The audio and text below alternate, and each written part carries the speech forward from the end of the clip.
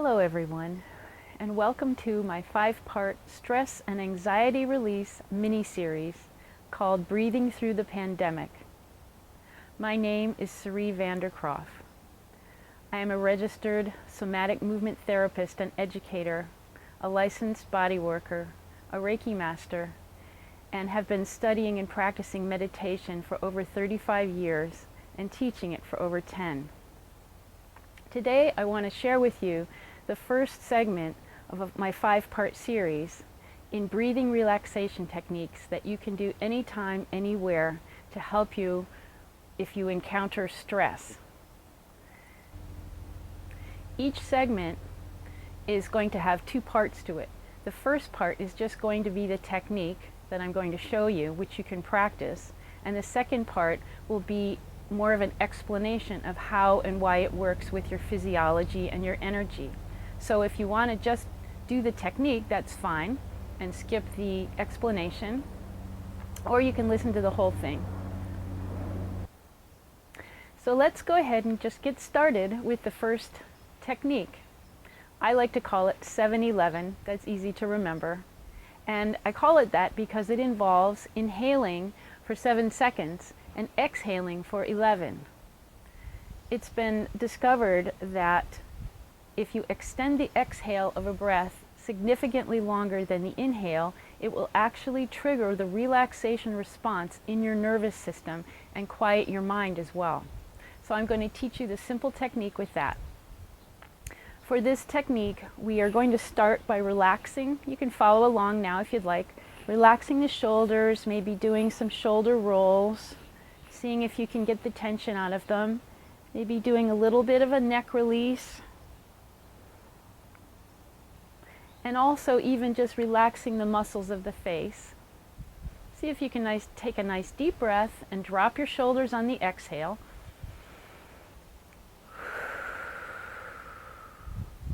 In this technique also, we're going to inhale through the nose and exhale through the mouth.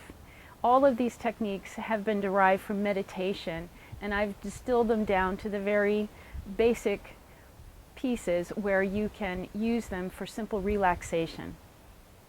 So we're going to inhale for 7 counts, roughly 1 second each, and see if you can just fill up your lungs from the bottom.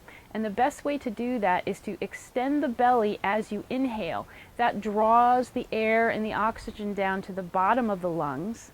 And then as you exhale, you can reverse that as you breathe out through your mouth. And when you get down to the bottom, you can press your abdominal muscles in a little bit if you need to just get a little bit more empty and expel the CO2. The CO2, carbon dioxide, is a waste product that the body does want to get rid of, and obviously it functions much better with more oxygen. So during this pandemic, it's actually also a helpful exercise to increase the health of your lungs at the physical level. So let's go ahead. I'm going to do it 3 times with you, and then you can pause your video, do it as many times as you'd like, and then start the video again if you want to watch the rest of it with the explanation. So breathing in through the nose, extending the belly on the inhale for 7 counts.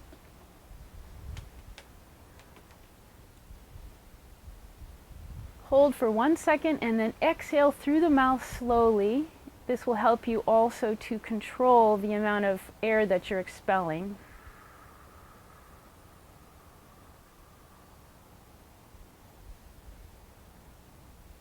And then simply start again.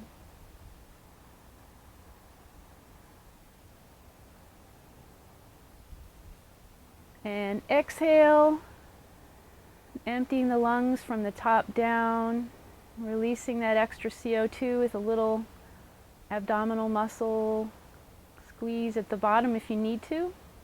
You practice this enough, you may not need to do that. And one more time, breathing in, filling up the lungs from the bottom.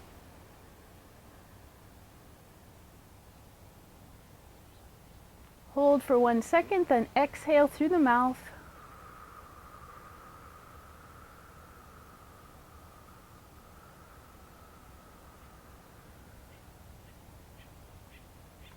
Now you can go ahead and pause the video and do this as many times as you like. And if you start to feel a little lightheaded because you're not used to getting that much oxygen, simply stop and go back to breathing normally, and then start again when you feel like you're in equilibrium. We'll see you in a few minutes. So, the explanation for how this works is that the nervous system is made up of different parts, and one part is called the autonomic nervous system. And that's the part that's actually involved in your unconscious bodily functions like breathing, respiration, pulse, pupil dilation, and things that you don't consciously control. And the autonomic nervous system has two parts to it. One is the sympathetic and the other is the parasympathetic. The sympathetic aspect of the autonomic nervous system is actually what's involved in responding to external stimuli that may feel like a threat. And it decides, is it going to go into fight, flight, or freeze? When we walk around with that kind of level of tension in our bodies, and frequently muscular tension at the same time, and we don't realize it, that's not good for us, and ultimately it could actually lead to chronic physical illness or just sort of unhappy attitude most of the time. So learning this technique to relax yourself and going into the parasympathetic mode is extremely helpful. The parasympathetic part of the autonomic nervous system is the one that activates the relaxation aspect of the nervous system. So the way that we can actually activate that is by consciously breathing more slowly. Because when you breathe, when you're under stress, you tend to breathe less, maybe, and more shallowly. And sometimes you hold your breath altogether or you hyperventilate. So by controlling the breath consciously, we can actually regulate our stress response and our relaxation response, and then our overall health. So all we're doing by this technique is, with the 7-second inhale, it's been discovered, as I said, if you significantly lengthen the exhale, you will go from sympathetic to parasympathetic mode. I like to remember it as sympathetic for stress, starts with an S, parasympathetic for peace, starts with a P. So as far as this technique goes, that's really the most important part. So enjoy, and I'll see you next time.